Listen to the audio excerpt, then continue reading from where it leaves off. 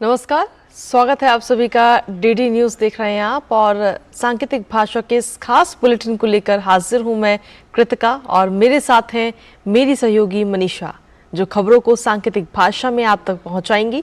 तो चलिए शुरुआत करते हैं इस खास बुलेटिन की और सबसे पहले देखते हैं सुबह की हेडलाइंस।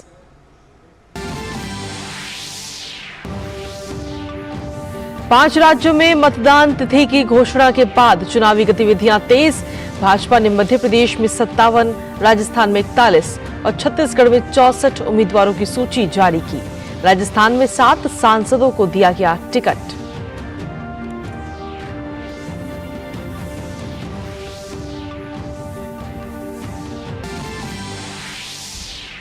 केंद्रीय मंत्री अमित शाह आज तेलंगाना के चुनावी दौरे पर आदिलाबाद में जन गर्जना सभा को करेंगे संबोधित। सिकंदराबाद में बुद्धिजीवियों के सम्मेलन में भी होंगे शामिल।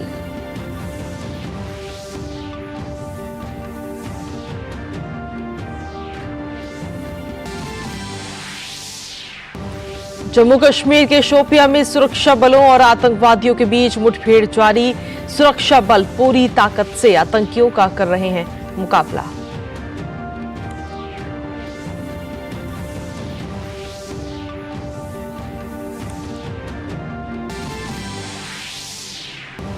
अंतर्राष्ट्रीय खबरों में इजराइल और हमास के बीच भीषण संघर्ष जारी। इजराइल ने दक्षिणी इलाकों पर दोबारा नियंत्रण हासिल करने का किया ऐलान।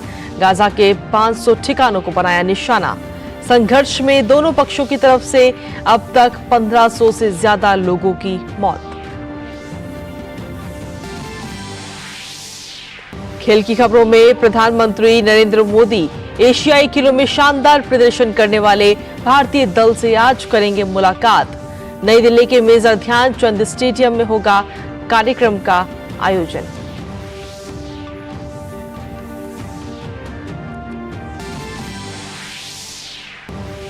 और आईसीसी विश्व कप में आज 2 मुकाबले। पहले मैच में गत विजेता इंग्लैंड के सामने होगी बांग्लादेश की चुनौती। वहीं दूसरे मुकाबले में पाकिस्तान और श्रीलंका होंगे आमने सामने।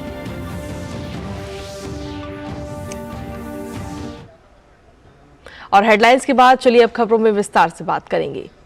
बीते कल 5 राज्यों में मतदान तिथि की घोषणा के बाद चुनावी गतिविधियां अब तेज हो चुकी हैं।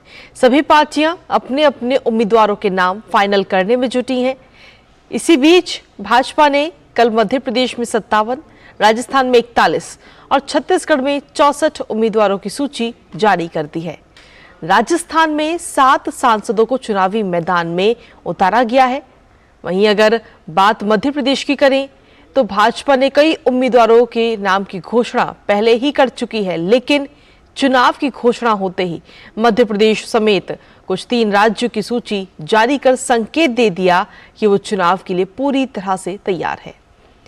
मध्य प्रदेश में आगामी विधानसभा चुनाव के लिए भाजपा ने 57 उम्मीदवारों की चौथी सूची जारी की, जिसमें सीएम शिवराज सिंह चौहान बुधनी से चुनाव लड़ेंगे। प्रदेश के गृह मंत्री नरोत्तम मिश्रा दतिया, गोपाल भार्गव रेहली से, विश्वास सारंग नरेला से और तुलसीराम सिलावट सांवेर से चुनाव लड़ेंगे। पार्टी ने इससे पहले जारी लिस्ट में कई केंद्रीय मंत्रियों और सांसदों को भी विधानसभा चुनाव लड़ने के लिए मैदान में उतारा है। भाजपा इससे पहले 79 नाम घोषित कर चुकी है।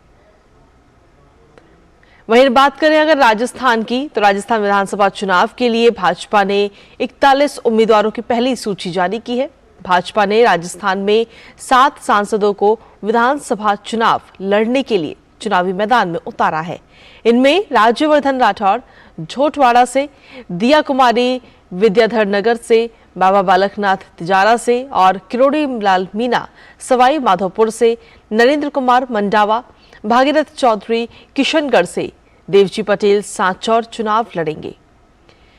राजस्थान में कुल 200 सीटों के लिए 23 नवंबर को मतदान होगा और मतों की गिनती 3 दिसंबर को की जाएगी। वहीं भारतीय जनता पार्टी ने छत्तीसगढ़ विधानसभा चुनाव के लिए भी 64 प्रत्याशियों की दूसरी सूची जारी कर दी है। दूसरी सूची जारी में पूर्व मंत्री व मुंगेली विधायक पुन्नूलाल मोहिले, धमतरी विधायक रंजना साहू, व दयाल दास बघेल को मौका दिया गया है। भाजपा की ओर से जारी सूची के मुताबिक इस बार पार्टी ने सांसदों को भी चुनावी मैदान में उतारा है। सरगुजा से सांसद व केंद्रीय मंत्री रेणुका सिंह को भरतपुर सोनहत से चुनावी मैदान में उतारा गया। वहीं गोमती साई को पत्थल गांव से मौका दिया गया है। इसके अलावा अरुण सावलोरमी विधानसभा से मैदान में होंगी। इससे पहले भाजपा ने 21 प्रत्याशियों की सूची और जारी की थी, जहां छत्तीसगढ़ में 2 चरणों में चुनाव होंगे। पहला चरण 7 नवंबर को और दूसरा चरण 17 नवंबर को। चुनाव परिणामों की घोषणा उसके बाद में 3 दिसंबर को की जाएगी। और इसी के साथ चलिए अब आगे बढ़ते हैं। 5 राज्यों में विधानसभा चुनावों की घोषणा होने के बाद सभी दल अब प्रचार अभियान में जुट चुके हैं। केंद्रीय गृह मंत्री और भाजपा के वरिष्ठ नेता अमित शाह आज तेलंगाना के चुनावी दौरे पर होंगे। अमित शाह तेलंगाना के आदिलाबाद में जन गर्जना सभा को संबोधित करेंगे, जहां अमित शाह सिकंदराबाद में बुद्धिजीवियों के एक सम्मेलन को भी संबोधित करेंगे। विधानसभा चुनाव की तारीख का ऐलान होने के बाद अमित शाह का ये पहला तेलंगाना दौरा है। बता दें कि तेलंगाना की 119 विधानसभा सीटों पर 30 नवंबर को वोटिंग होगी और उसके बाद 30 नवंबर को वोटिंग होगी और उसके बाद 3 दिसंबर को मतगणना की जाएगी। वहीं जम्मू कश्मीर के शोपियां में सुरक्षा बलों और आतंकवादियों के बीच मुठभेड़ चल रही है। सुरक्षा बल पूरी ताकत से आतंकियों का मुकाबला कर रहे हैं।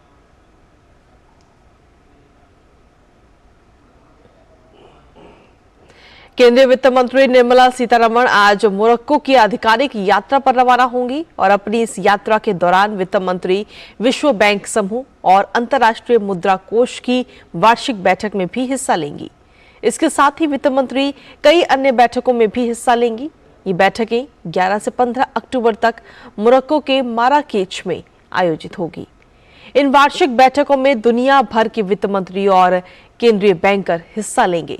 निर्मला सीतारमण के साथ एक प्रतिनिधिमंडल भी मोरक्को जा रहा है, जिसमें वित्त मंत्रालय और भारतीय रिजर्व बैंक के अधिकारी शामिल हैं।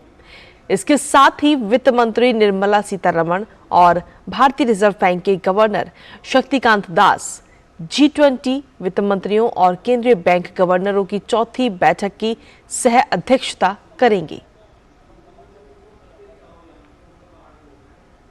खबरों का सिलसिला यूं ही लगातार जारी है। बुलेटिन में वक्त एक छोटे से ब्रेक का है, आप बने रहिए हमारे साथ।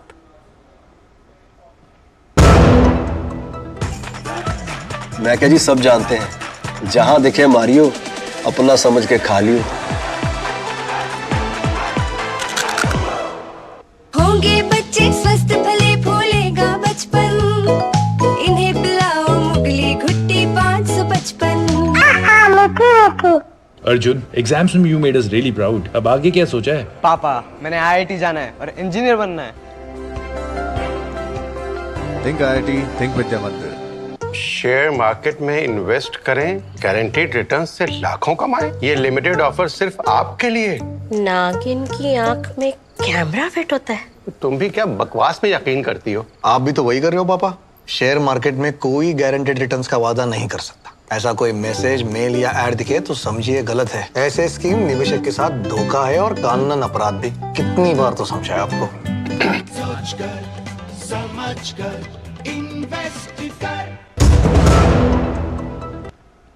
और ब्रेक के बाद एक बार फिर से स्वागत है आप सभी का। खबरों में वापस रुक करते हैं।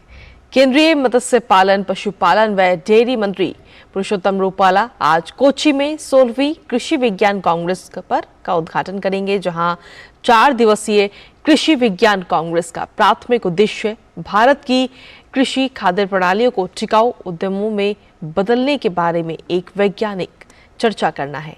इसमें भारत और विदेश से करीब 1500 प्रतिनिधि हिस्सा लेंगे। इनमें कृषि अर्थशास्त्री, वैज्ञानिक, नीति निर्माता, शिक्षाविद, किसान और उद्यमी शामिल हैं।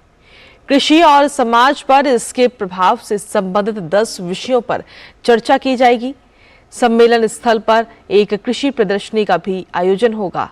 इसमें सार्वजनिक और निजी क्षेत्र के अनुसंधान संस्थानों, विश्वविद्यालयों, कृषि उद्योगों, विस्तार एजेंसियों और गैर सरकारी संगठनों की नवीन कृषि प्रौद्योगिकियों का प्रदर्शन किया जाएगा।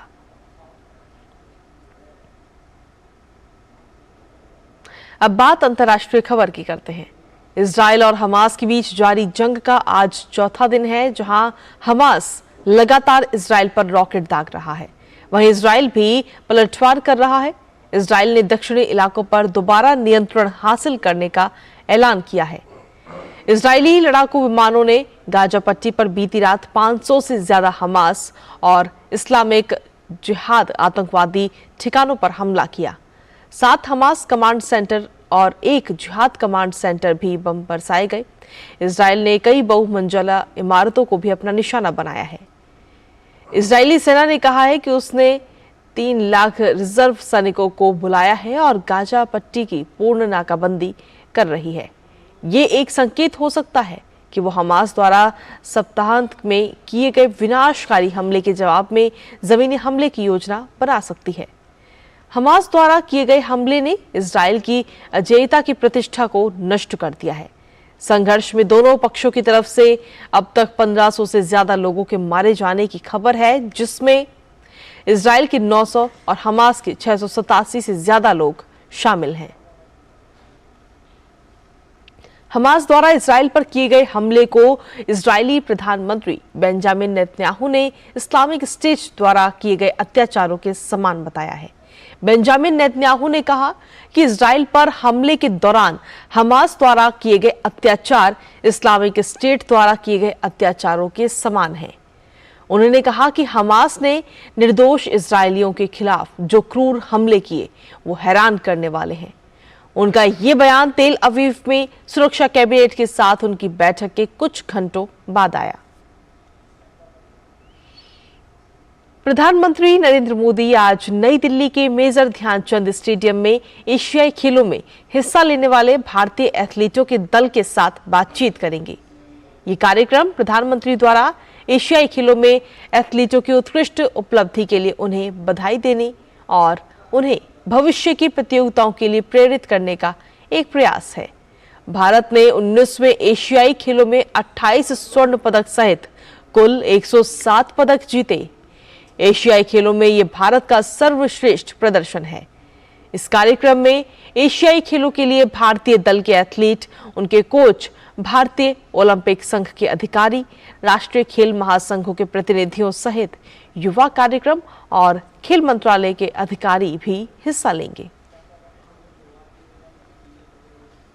और खबरों का सिलसिला डीडी न्यूज पर यूं ही लगातार जारी है। फिलहाल सांकेतिक भाषा के इस खास बुलेटिन में मुझे, मेरी सहयोगी मनीषा और हमारी पूरी टीम को दीजिए अनुमति। नमस्कार।